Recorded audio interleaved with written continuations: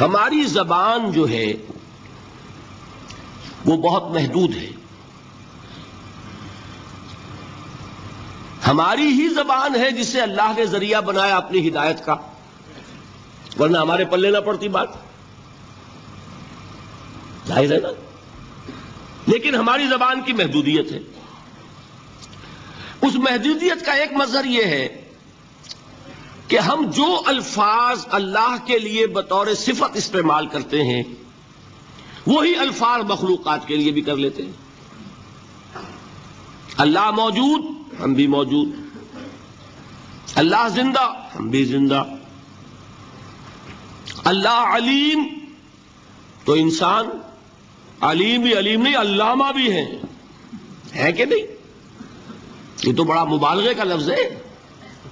انسان علامہ ہے کہ نہیں؟ اللہ دیکھتا ہے، بصیر ہے، ہم بھی بصیر ہیں.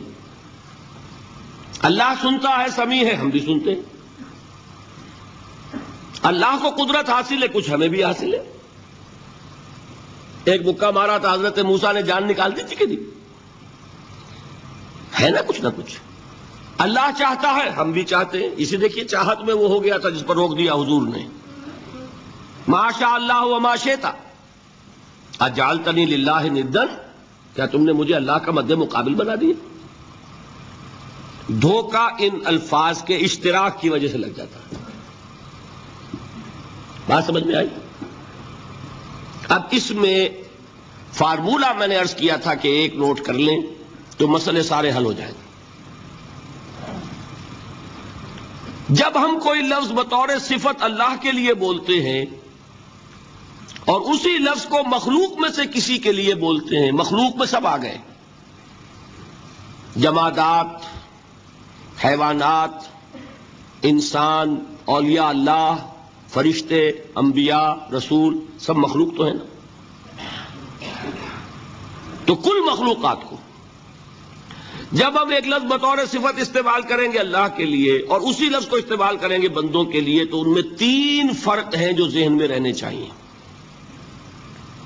گن کر یاد کیجئے. اللہ کی ذات قدیم ہے، ہمیشہ سے ہے. اسی طرح اس کی صفت بھی قدیم ہے، ہمیشہ سے ہے. مخلوقات حادث ہیں، ان کی صفات بھی حادث ہیں.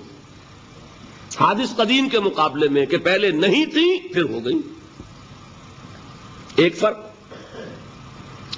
اللہ کی ذات از خود ہے، کسی اور نے تو اس کو وجود نہیں بخشا نا. اللہ کا وجود از خود ہے، ذاتی ہے. اسی طرح اس کی صفات ذاتی ہیں، کسی اور کی عطا کردہ نہیں ہے. مخلوق کوئی ہو کسے باشد، ان کا وجود ذاتی نہیں عطائی ہے. اللہ نے دیا تو وجود ملا. اسی طرح ان کی صفات عطائی ہیں، ذاتی نہیں. 2 فرق ہو گئے. اللہ کی ذات مطلق ہے، لا محدود. اسی طرح اس کی صفات مطلق ہیں، لا محدود. مخلوق کی ذات محدود کسے باشد، صفت بھی محدود. 3 فرق ہیں، ذاتی عطائی، قدیم حادث، لا محدود محدود. 3 فرق ذہن میں رہیں تو جو صفت بھی آپ اب بولیں گے اس میں یہ تینوں باتیں ذہن میں رہیں. سمجھ میں آ گئی بات؟ اب اس کا اطلاق کیجئے تو یہ علم غیب کا مسئلہ حل ہو جائے گا. یہ بھی لا ینحل سمجھا جاتا ہے نا. علم کسی کا بھی ہو، انسان، فرشتہ، اولیاء، انبیاء، رسول، حضور صلی اللہ علیہ وسلم، کسی کا بھی حادث ہے، قدیم نہیں ہے. عطائی ہے، ذاتی نہیں ہے. محدود ہے، لا محدود نہیں ہے. 3 باتیں مان لیں، شرک نہیں ہوگا. ان میں سے ایک کو ساقط کر دیں، شرک ہو جائے. آئی بات سمجھ؟ اللہ کی قدرت ذاتی ہے، عطا کردہ نہیں. مخلوق میں جس کو قدرت حاصل ہے وہ عطائی ہے، ذاتی نہیں. اللہ کی قدرت لامحدود، یفعل ما یشاء فعال لما یرید علی کل شیء قدیر. ہم مخلوق کوئی بھی ہو اس کی قدرت محدود. اللہ کی قدرت جب سے وہ ہے ہمیشہ سے ہے، ہمیشہ سے قدرت بھی ہے. اور مخلوق میں سے قدرت یہ حادث ہے. تینوں چیزیں سامنے رہیں شرک نہیں ہوگا. ایک چیز کی بھی کمی ہو گئی شرک ہو جائے. یہ ساری صفات پر لے آئیے. اللہ کی حیات ذاتی ہماری عطائی، لائی حیات آئے قضا لے چلی چلے، اپنے بس میں نہ آنا تھا نہ جانا ہے. زندگی اس کی عطا کردہ ہے، جب چاہے لے لے. اللہ کی حیات بھی ایسی ہے کیا؟ ذاتی الحی. ہماری حیات محدود، ویسے بھی محدود. موت آئے گی شاید ختم ہو جائے. چلیے موت ختم نہیں کرتی، ہم سمجھتے ہیں کہ وہ ہماری ابدی ہے. محدود اس معنی میں تو ہے کھانے کو نہ ملے تو کمزوری، ذرا کام کیا تو تکان، نیند بھی آ رہی ہے، اونگ بھی آ رہی ہے. اور اس کی حیات الحی القیوم لا تاخذہ سنۃ ولا نوم. حیات ذاتی ہے، لامحدود ہے اور قدیم ہے.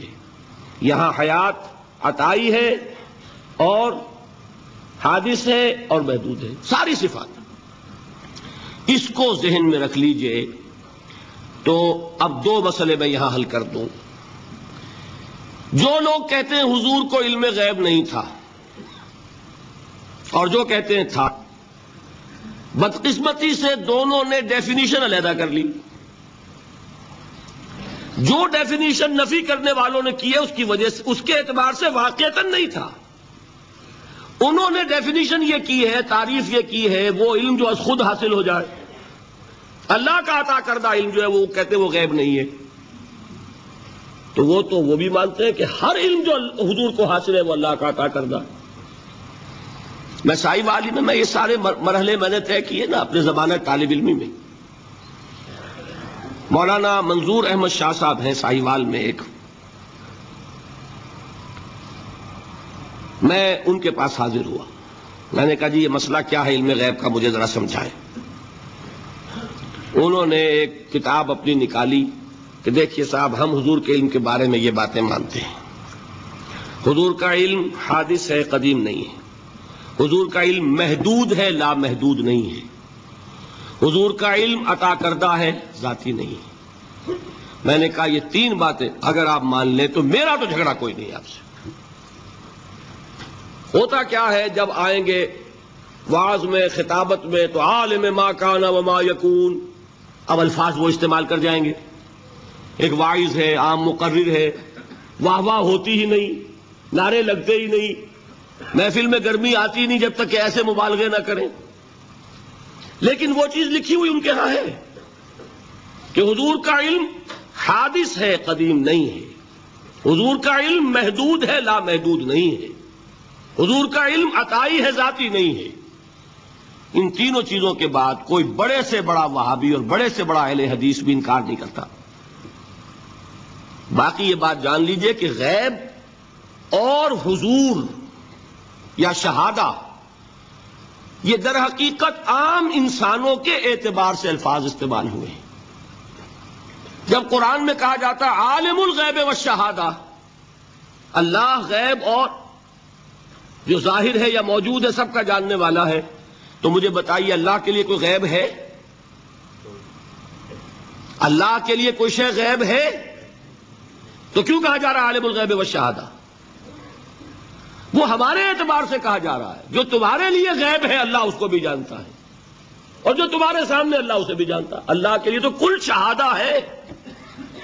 کسی شے کا لا یعزب عنہ مثقال ذرۃ فی السماوات والارض، آسمانوں اور زمین کا ایک ذرہ بھی اس سے غائب نہیں ہوتا. غیب کا وجود کیا اللہ کے لیے؟ تو یہ الفاظ مستعمل ہے ریلیٹو ہمارے اعتبار سے، اور ہمارے اعتبار سے جو شے غیب ہے اس میں سے ایک حصہ اللہ دیتا ہے نبی کو، تبھی تو نبی بنا۔ فرشتے کو دیکھا، فرشتہ ہمارے لیے غیب ہے۔ جنت دکھائی کہ نہیں دکھائی، ہمارے لیے غیب ہے کہ نہیں ہے۔ دوزخ کا مشاہدہ کرایا کہ نہیں کرایا، ہمارے لیے وہ غیب ہے کہ نہیں ہے۔ جو چیزیں ہمارے لیے غیب ہیں انہی کے پردے اللہ کچھ اٹھاتا ہے، کل غیب نہیں۔ کل غیب کا علم ہو جائے گا تو وہ شرک ہے۔ کل کا لفظ جہاں آیا شرک ہوا۔ جب آپ کہہ رہے ہیں محدود ہے، لا محدود نہیں ہے، تو کل کا لفظ استعمال نہیں کر سکتے۔ لیکن غیب میں سے کچھ علم دیا گیا تبھی تو نبی بنا، ورنہ میرے اور نبی میں فرق کیا ہوا پھر؟ البتہ یہ کہ وہ غیب کا علم ہو یا حاضر کا علم ہو، سائنٹیفک نالج ہو یا وحی کا علم ہو، کوئی بھی علم ہو، آیت الکرسی کے الفاظ نوٹ کیجئے، یعلم ما فی السماوات و ما فی الارض، وہ جانتا ہے، ولا یحیطون بشیء من علمہ الا بما شاء، مخلوق میں سے کوئی بھی اس کے علم میں سے احاطہ نہیں کر سکتا مگر جتنا وہ چاہے۔ اب یہ بات علیحدہ ہے کہ ہم کون ہیں طے کرنے والے کہ ناپے بیٹھ کر کے اللہ نے ابراہیم کو کتنا علم دیا، ہم ناپ سکتے ہیں؟ عیسیٰ کو کتنا دیا ہم جان سکتے ہیں؟ تو ابراہیم کا، موسیٰ کا، عیسیٰ کا نہیں ناپ سکتے تو محمد الرسول اللہ کا کہاں ناپیں گے؟ یہ پاگل پن ہے، یہ ہے جو غلطی ہوتی ہے۔ ہم کون ہیں طے کرنے والے؟ اللہ نے اپنے نبی کو دیا جو دیا، بات ختم۔ کل نہیں کہیں گے، کل کہا شرک ہو جائے گا، ذاتی کہا شرک ہو جائے گا۔ عطائی ہے، جو دیا اللہ نے دیا، اور کل نہیں دیا، جتنا چاہا دیا، ہے حادث قدیم نہیں۔ تینوں چیزوں مان لیجئے تو شرک کا کوئی شائبہ نہیں ہوگا۔ باقی جہاں ایک طرف قرآن میں وہ آیات ہیں کہ اللہ کے غیب کو کوئی نہیں جانتا، ٹھیک، وہاں یہ بھی ہے کہ لا یظہر غیبہ، لا یظہر علی غیبہ الا من ارتضی بالرسول، وہ اپنے غیب پر قابو نہیں دیتا مگر اپنے رسول میں سے جس کو چاہے۔ یہ دونوں آیتیں قرآن کی ہے کہ نہیں؟ اسی لیے در حقیقت جو غیب کی نفی کرتے ہیں حضور سے، وہ کہتے ہیں کہ از خود معلوم ہونے والی شے غیب ہے۔ ہم کہتے ہیں از خود تو کوئی بھی شے کسی کو معلوم نہیں، ہمیں حاضر کا علم بھی اللہ ہی دیتا ہے تو ہوتا ہے، غیب کا تو بہت دور کی بات ہے۔ یہ مسئلے بڑے سیدھے ہیں، خام خواہ ہم نے پیچیدہ بنایا ہوا ہے۔ خدا کے لیے ان مسئلوں کو سلجھائیے اور جوڑیے، کاٹنے کی بجائے جوڑنے کی فکر کیجیے کہ بھائی یہ اپنی اپنی جگہ پر علیحدہ علیحدہ تم نے تعریفیں کر رکھی ہیں اس لیے جھگڑ رہے ہو، ورنہ دونوں باتیں صحیح ہیں۔